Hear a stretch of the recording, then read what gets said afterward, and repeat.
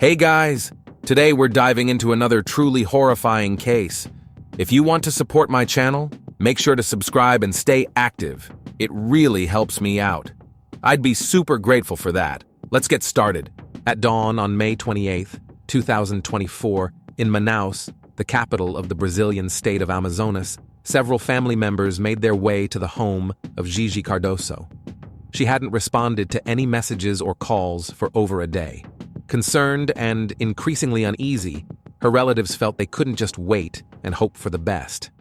Around 6 a.m., they arrived at her house in a residential neighborhood. Behind the locked gates, everything was unsettlingly quiet. They knocked, but no one answered. Deciding they had to act, they went inside. Gigi's brother, Ademar Farias, opened the door. He looked visibly on edge. Inside were Gigi's mother, Clusimar Cardoso, along with several employees from Gigi's beauty salon chain. When the family walked into the room where Gigi was lying, they froze. She was motionless, tucked under a blanket. The responses to their questions were vague and evasive. She's resting. It's part of a spiritual process. But one thing was painfully clear. Gigi wasn't alive. Shocked, her relatives immediately contacted emergency services. Investigators quickly arrived and, within the first few hours of examining the scene and Gigi's condition, serious suspicions began to arise. Despite clear signs of a critical state, Gigi had never been taken to a hospital. Her family later stated that in the days leading up to her passing, she had been bedridden, wearing adult care products, severely swollen, and struggling to even speak in short sentences. That day marked the beginning of the official criminal investigation into what happened, an inquiry that would uncover a troubling sequence of events leading to the tragedy. But in that moment, standing in a bedroom with Gigi's lifeless body, surrounded by silence and a strange emotional disconnect, her loved ones had only one question. What really happened here? Gigi Cardoso, whose real name was Dilimar Cardoso Carlos da Silva, was born and raised in Manaus, in the state of Amazonas, Brazil. She rose to fame through her role in the traditional Boi Bumbá festival, where she performed as the Sinhazinha da Fazenda, the central female figure of the Garantido team. The festival holds deep cultural significance in the region and brings public recognition to its performers. Gigi was admired for her charisma and deep respect for local traditions. She radiated confidence and stage presence. After stepping away from the festival, Gigi shifted her focus to entrepreneurship and entered the beauty industry. She launched a chain of salons in her hometown and quickly gained a reputation as a successful businesswoman. Her prior fame helped draw in clients, and her active social media presence amplified her brand. She regularly posted promotional content and personal updates related to beauty treatments, wellness, and self-care. Her lifestyle and appearance were portrayed as the results of determination, discipline, and constant self-improvement. Gigi was known for being composed and driven. Friends, clients, and followers saw her as a modern role model, someone who had built a thriving business doing what she loved. Yet little was known about her personal life. She kept her family and business worlds separate, maintaining an image that was professional, polished, and somewhat enigmatic.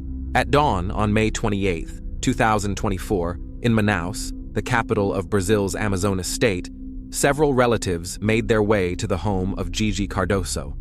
She hadn't been in touch for over 24 hours. According to those close to her, the relationships between Gigi, her mother, Clusimar Cardoso, and her brother, Ademar Farias, were, until recently, described as neutral and mostly businesslike. Clusimar occasionally appeared in social media posts, while Ademar stayed mostly out of the public eye. Outwardly, the family didn't seem to be in conflict. They all lived together in the same house, and from the outside, things appeared orderly. Before 2023, there were no known issues with the law or concerns about Gigi's mental health. Neither friends nor salon staff had ever reported troubling behavior or potential dependencies. On the contrary, Gigi came across as someone entirely focused on her career. Her salon brand relied heavily on her personal image. Her professionalism built trust, which in turn strengthened the business. However, In later conversations, some relatives admitted no one ever imagined that what unfolded in that household would later become part of a criminal investigation. On the night before the incident, several people were inside Gigi Cardoso's home: her mother, brother, former partner Bruno Roberto, and staff from her beauty salon chain. The atmosphere was tense and disconnected. Gigi appeared weak and physically diminished, while the general mood in the house felt detached from reality. Parts of what happened that night were recorded by Bruno Roberto. The first video was filmed at 11:40 p.m. on May 27th. In the footage, Gigi is seen holding a ketamine bottle in one hand and a syringe in the other. Bruno is heard asking her to put everything down and not take another dose. Gigi doesn't respond. Her facial expressions and movements suggest she was already under the strong effects of a psychoactive substance. The next recording is from about 30 minutes later. Gigi is now lying in bed, searching for the syringe cap. Bruno speaks to her in a frustrated tone, urging her to stop and get some rest. He claims he tried to help, but that she doesn't want to stop. Gigi replies that she's planning to take another dose. In the background, the rest of the people in the house appear detached and unresponsive. Bruno's behavior leaves a mixed impression. While his words suggest concern, his actions show passivity. He doesn't try to intervene. Instead, he keeps recording, as if documenting a moment rather than reacting to an unfolding emergency. That night, Gigi made several remarks about taking a journey or leaving for another plane. This language reflected the family's belief system, one that held that ketamine could open gateways to alternate realities. Even when signs of overdose became impossible to ignore, neither her mother, nor her brother, nor Bruno, nor the salon staff called for medical help. The next morning, Bruno told others he had found Gigi unresponsive. Still in the house were Clusimar, Ademar, and at least 2 salon staff members. It would later be confirmed that she had passed around 2 a.m. But even as her condition deteriorated, none of the people present reached out for professional assistance. Instead, they continued with what appeared to be a deeply misguided spiritual ritual, ignoring every sign that Gigi needed urgent medical care. According to the family's account, Gigi hadn't died. She had temporarily left her body, claiming it was part of a spiritual practice. They believed she would awaken within 4 hours. When that didn't happen, they carried her outside into the sunlight, insisting that the morning rays would bring her soul back. She was later returned indoors. These actions created a false reality, while clinical signs showed her condition was irreversible. The videos recorded by Bruno later became central to the police investigation. These clips captured the crucial moments when things could have turned out differently.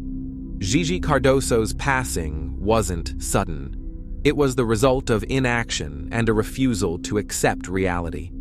That night marked a turning point in what became a criminal case, sparking public outcry, not just because of the tragedy itself, but because of the complete absence of basic responsibility from those around her. A month before Gigi Cardoso's death, her relatives contacted law enforcement, claiming she was being kept inside her home against her will. On April 24, 2024, officers from the Manaus Civil Police responded to a call. The concern was over Gigi's rapidly declining condition and the repeated refusal to allow even close family members into the house. By then, Gigi had stopped answering calls, hadn't been seen leaving the house, and, according to relatives, was no longer able to walk on her own. Officers were greeted by Clusimar, Gigi's mother. She insisted that Gigi was doing fine and didn't need any help. When one officer asked to see Gigi's room, they encountered a locked door. Footage from the scene captured a tense exchange between Clusimar and one of the officers. She insisted her daughter wasn't being held against her will and claimed the officers didn't have legal grounds to enter without a warrant. The recording ends just as one officer approaches the door, where Gigi was believed to be. What happened next wasn't documented, but the outcome was clear. No further action was taken. According to the family, Gigi spoke briefly with the officers and declined to leave. However, it remains unclear what condition she was in during that supposed conversation. Relatives didn't give up. They created a WhatsApp group called Salvamento da Didia, or Saving Gigi. It included family members and others who had previously noticed worrying changes in her behavior. Their goal was to get Gigi out of the house and into a clinic for emergency detox, but the plan was never carried out. Relatives feared legal consequences. Clusimar held her ground, and the police didn't have the legal tools to intervene. Previous attempts to help Gigi had also failed, met each time with silence and denial. The house became like a fortress. From a legal standpoint, the situation appeared to be this. An adult woman was living in her home by choice, had not reported any mistreatment, and wasn't asking for help. On paper, there was no clear violation. This episode exposed serious flaws in the response system. Even with visible signs of severe dependency, mental instability, and physical deterioration, official procedures outweighed basic logic. Her loved ones were left powerless. April 24th would be the last documented visit by law enforcement to Gigi's home. None of those trying to help took further legal steps. No one contacted the district attorney's office or called emergency medical services again. Gigi never escaped the closed loop she was trapped in. A month later, she passed, without ever receiving the help she so clearly needed. The failed attempt to rescue Gigi Cardoso revealed just how helpless even the closest people can be when facing a rigid system. Even in a situation where a person's life was clearly at risk, the law remained blind to the harsh realities of substance dependency. The police followed protocol, and, in the cold balance between regulation and detachment, the life of a determined young woman came to a tragic end. After the investigation began, police discovered that the Cardoso household in Manaus was operating under a loosely structured group with cult-like characteristics. It was called Pai Mai Vida, which translates from Portuguese to Father-Mother Life. The name appeared in rituals and symbols, including tattoos worn by some members. Behind it was a pseudo-religious belief system combining mysticism, distorted spiritual practices, and the normalization of psychoactive substance use. The ideology was promoted by Ademar Farias. According to authorities, he had been introduced to similar concepts during treatment for substance dependency in the United Kingdom. After returning to Brazil, he began pushing the idea of a spiritual transition, allegedly attainable through ritual use of mind-altering substances. His mother, Clusimar Cardoso, eventually joined him and assumed control over what took place inside the home and within their so-called community. Clusimar emerged as the dominant figure. She was the one who decided who would take substances and when. She claimed to possess a unique ability to restore energy through what she called light sessions. These rituals took place both at home and in rooms that had once operated as Gigi Cardoso's beauty salons. Attendees included staff members who were drawn into what the group described as spiritual practices. The group used a distinctive style of language, religious terminology, altered quotes from a series of books known as Cartas de Cristo, and invented purification formulas. During searches of the property, law enforcement discovered vials of ketamine, syringes, needles, and handwritten instructions for soul restoration. These findings pointed to a level of organization and intent far beyond what was previously assumed. The group had a strict hierarchy. Clusimar made all final decisions. Ademar, her son, acted as the interpreter of messages and led separate sessions. Gigi, despite her visibly declining health, remained involved. On paper, she was participating voluntarily, but her condition strongly suggested otherwise. Ketamine played a structured role in the group's operations. It was administered in carefully measured doses using insulin syringes, indicating some basic medical knowledge among participants. The substance was sourced from veterinary clinics, where it could be obtained without a prescription. Authorities confirmed that these acquisitions were routine. One of the most notable aspects of the group was its isolation. Members restricted outside access, denied entry to relatives, and tightly controlled any flow of information beyond their inner circle. Visitors were expected to follow energy rules. Those who disagreed were labeled as spiritually underdeveloped and excluded. Dissent was not tolerated. This was effectively a system of psychological control operating behind the facade of family and business. It had its own rules, hierarchy, rituals, substance protocols, and a belief structure that disguised dependency as enlightenment. This pseudo-spiritual setup became the backdrop against which Gigi's life unraveled, and possibly others as well.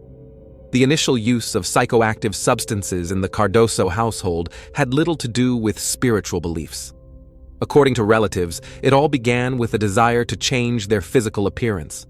Gigi and her brother Adamar believed they had gained excess weight and were determined to transform their bodies quickly. This led them to connect with a man named Athos Silveira, who presented himself as a personal trainer. Later, it was discovered that he held no license or verifiable qualifications in fitness or health coaching. According to the investigation, Athos was the one who introduced the family to injectable anabolic substances, often referred to casually as bombs. He personally administered the injections, explaining how to use them and what dosages to apply. Both Gigi and Adamar participated. Eventually, their mother, Clusimar, joined the routine as well. The regular use of these enhancers soon became a daily habit. None of the family members were under medical supervision. The substances were not officially prescribed or regulated in any way. According to relatives, this was the point when the family took its first step toward the regular use of prohibited substances. At first, anabolic enhancers weren't seen as dangerous. They were simply viewed as a shortcut to achieving a desired body image. Over time, any sense of caution faded, while the willingness to experiment grew stronger. Adamar soon began promoting ketamine as something he believed could expand consciousness. Having already used injectable enhancers, it was a short leap for him from performance substances to a new chemical. He introduced ketamine to Gigi, who, according to investigators, was under his influence at the time. Before long, she too became involved.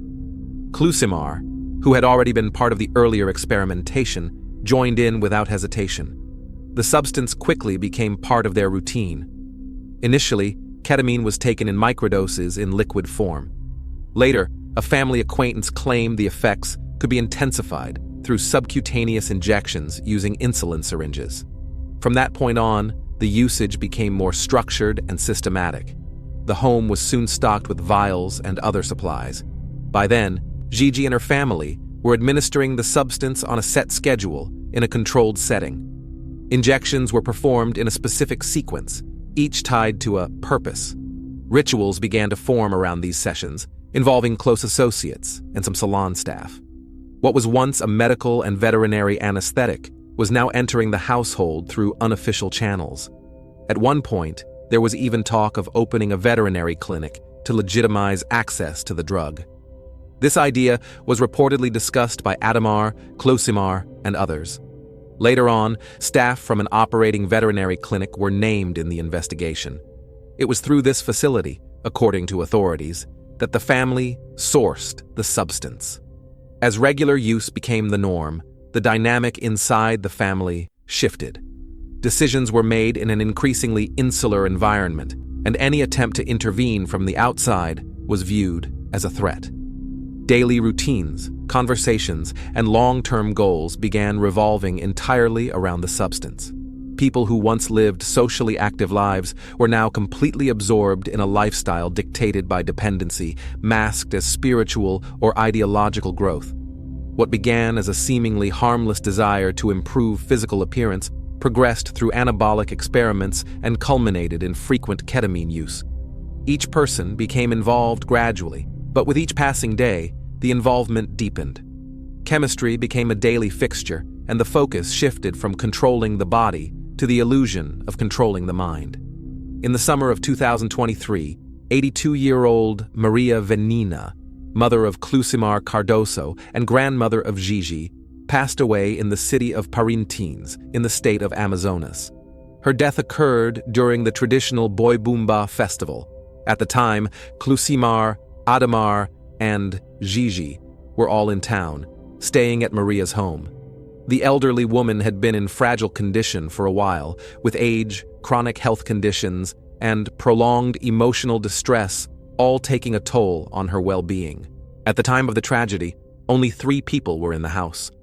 Other relatives, who had previously lived with Maria Vanina, were reportedly asked to leave so they wouldn't interfere with a healing ritual that Klusimar intended to perform in a small, private setting. During this ritual, the elderly woman was given injectable substances previously used within the family. Preliminary findings suggest these were the same anabolic compounds that had been introduced earlier. The procedure was presented as a method to restore life energy. The participants believed that the combination of these substances with specific actions could improve one's condition or even lead to full recovery. However, during the session, Maria Vanina lost consciousness. Her condition deteriorated rapidly. No medical help was called. Everything unfolded behind closed doors, without doctors or outside witnesses. According to relatives later interviewed by police, Klusimar claimed she had the ability to bring her mother back through prayer and intense spiritual focus. Even after the burial, Klusimar insisted that a return was still possible, allegedly through invoking higher powers. These claims deeply concerned family members, but at that time, there were no formal grounds for legal action. The death had been recorded as natural. This event marked the first known episode. It was during this time that elements of what would later become the Pai Mime Vida group began to emerge.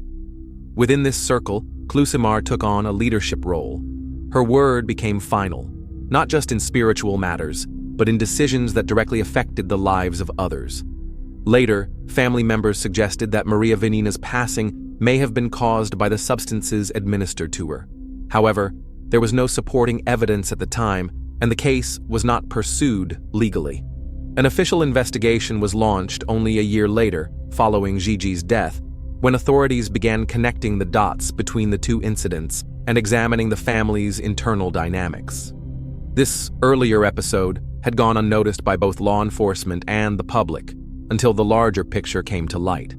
It became clear that the grandmother's passing wasn't just a tragic accident, but potentially the first consequence of a belief system that blurred the lines between spiritual rhetoric and dangerous disconnection from reality. Gigi Cardoso's beauty salon chain had maintained a strong reputation right up until the very end. Clients came in, employees worked their shifts, and social media posts kept up the illusion of normalcy with polished photos and videos. However, some of the employees were not merely observers, they were active participants. One of the key witnesses was makeup artist Claudiela Santos da Silva. She was later placed under house arrest with an electronic monitor, as she had a young daughter under her care. Claudiela stated that she had visited Gigi's home multiple times and witnessed her in extremely poor condition, unable to walk, barely responsive, and severely physically weakened.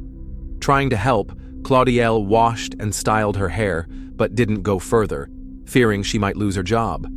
The investigation confirmed that Klusimar and Adamar not only oversaw the rituals, but also controlled the business. Staff were dependent on their decisions. Schedules, payments, client assignments, even the ability to remain employed all hinged on showing loyalty. Disagreement came with the risk of being dismissed. On the surface, the salons continued operating until the end of May 2024. Clients had no idea anything was wrong, appointments were kept, and everything appeared orderly. But behind the scenes, some of the rooms were occasionally used for sessions involving controlled substances, organized by the same individuals who conducted the so-called rituals. Some staff members were invited to participate under the guise of energy practices. While refusal wasn't explicitly punished, it often led to a noticeable drop in trust and opportunities. Investigators concluded that the salons had become part of a broader structure of influence. They weren't just financing the inner circle. They had become tools of control and dependency. During interviews, police also spoke with employees who were not directly involved in the rituals. Many admitted they suspected something unusual was going on, but didn't feel they had the right or the courage to intervene. One employee said, "Everyone felt it wasn't normal, but they were afraid to ask questions." Emotional pressure, unspoken rules, and the group's secrecy created a system of silence. The head of the investigative team later stated that this setup allowed a belief-based cult to exist within a functioning legal business. The salon had stopped being just a place for services. It had become part of a closed system where both chemical and psychological dependency were normalized.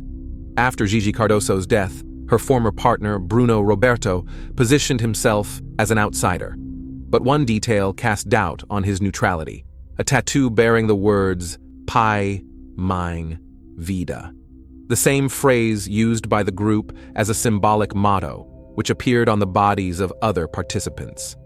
This strongly suggested his ideological alignment with the group, regardless of whether he openly participated in rituals. Regarding his passive role the night Gigi passed away, Bruno claimed he tried to stop her, but that she wouldn't listen.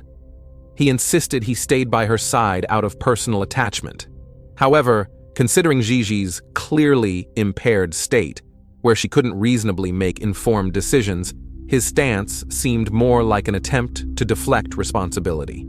Another suspicious moment involved Gigi's car. After her death, Bruno used the vehicle, allegedly to attend the funeral. But instead, he abandoned it by the side of a city street. Investigators traced the car's movements and questioned why he had left it without explanation. Bruno blamed a mechanical issue, but within the broader investigation, this raised suspicions. It may have been an attempt to dispose of evidence or create a distraction. Bruno's legal team maintained that he was unaware of the group's full activities. However, analysis of his phone revealed frequent contact with Ademar Farias and Athos Silveira. Investigators confirmed that the three were connected and that Bruno had visited the Cardoso home multiple times, including during gatherings later classified as ritual sessions involving banned substances. One lead investigator said bluntly, Bruno could not have been unaware of what was happening inside the home. His presence, while perhaps not as an organizer, was consistent and documented at critical points. Notably, he spent the night there the day Gigi passed away. Ultimately, Bruno was detained on June 7th, along with Athos Silveira. Both were charged with providing false statements. Investigators found discrepancies between their testimony and digital evidence, text messages, geolocation data, and device content. These contradictions led to further questioning and temporary detention. Following Gigi Cardoso's death, the case, originally opened by the civil police of Amazonas to determine the cause, quickly expanded. The volume of evidence allowed investigators to uncover an entire criminal operation that combined elements of occult, unlawful medical activity, and substance trafficking. Arrests of key individuals began, and the hidden structure behind the case finally started to unravel. By the time the suspects were taken into custody, they already knew they were under surveillance. On the day law enforcement arrived to execute the arrest warrants, the house showed clear signs of a planned escape: bags packed, devices turned off, and missing documents. However, the police acted swiftly, and the suspects were detained before they could put their escape plans into motion. Among those arrested were also employees from the beauty salons, believed by investigators to have participated in organizing the rituals and distributing ketamine. The charges included unlawful possession and distribution of psychoactive substances, participation in a criminal enterprise, and conducting ritualistic practices in violation of Brazilian law. A central focus of the investigation was the ketamine supply chain. Authorities discovered that the primary source led to a veterinary clinic in Manaus. One of the key suspects was José Máximo Silva de Oliveira, the clinic's owner. His name appeared in the arrest warrant, and a few days after the operation began, he voluntarily turned himself in. According to investigators, the clinic was not only distributing ketamine without proper veterinary prescriptions, but also storing other controlled substances that later ended up in the hands of members of the inner group. During the search, documents were seized that confirmed an ongoing relationship between the clinic and the Cardoso family. In this way, the beauty salons became tools for financing and supporting underground activity. Investigators characterized this as part of a larger system, where a legitimate business, spiritual rhetoric, and the illegal trade of substances merged into a single structure controlling both money and people. Further confirmation of the scale and organization came with the arrest of 2 staff members from the same veterinary clinic. One was suspected of actively supplying substances to group members, while the other was believed to have destroyed records and concealed evidence. The operation functioned on 3 levels: consumers, the Cardoso family and close associates; intermediaries, Athos Silvera and salon staff; and suppliers, the veterinary clinic. Based on this structure, police formally classified the network as a criminal organization. Investigators also focused on the group's ideological front, noting that the supposed spiritual movement was more of a cover than a genuine belief system. Thus, the Gigi Cardoso case evolved from a private tragedy into a high-profile criminal case that exposed a large, organized network operating under the guise of a spiritual community. According to the police, the organization had functioned for several years, operating unnoticed by authorities while presenting itself as a successful and socially respectable business. In June 2023, a year before the tragic events, law enforcement in Amazonas had already begun preliminary operations aimed at monitoring the group known as Pai My Vida. However, only after Gigi's death did the focus shift to the substance-related aspects of their activities. In December 2024, a court in Manaus delivered its verdict. Based on the evidence presented, each of the convicted individuals received a sentence of 10 years, 11 months, and 8 days in a high-security facility, along with a fine of 70,270 Brazilian reais per person, amounting to roughly 500,000 reais in total. The sentence was handed down by Judge Celso Souza de Paula, who presides over the third court for drug-related crimes in the state of Amazonas.